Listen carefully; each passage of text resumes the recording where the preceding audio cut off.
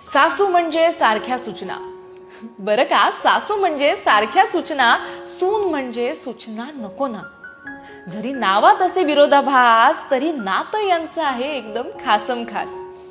सासूची शिस्त सुनेला सारखी टोचते, सासूची शिस्त सुनेला सारखी टोचते. तरी घराण्याचा वारसा चालवताना पदोपदी तिला सासूच आठवते. येता सून म्हणे मुलगा झाला परका.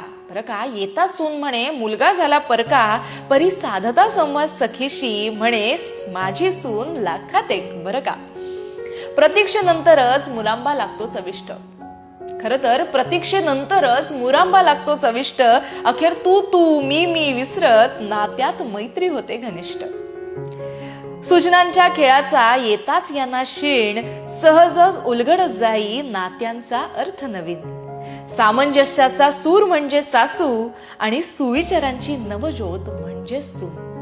तर मंडळी, सासू सुनेचं हे नातं किती छान या कवितेतून मांडलेलं आहे. म्हणजे अगदी तुझं माझं जमेना तुझ्या वाचून करमेना म्हणतात ना, अगदी तसंच आहे हे.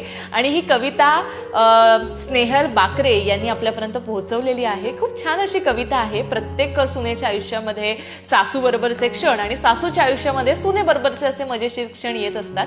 तुमचे सुद्धा असेच अनुभव आम्हाला शेअर करा आणि कविता कशी वाटली हे सुद्धा आम्हाला सांगा.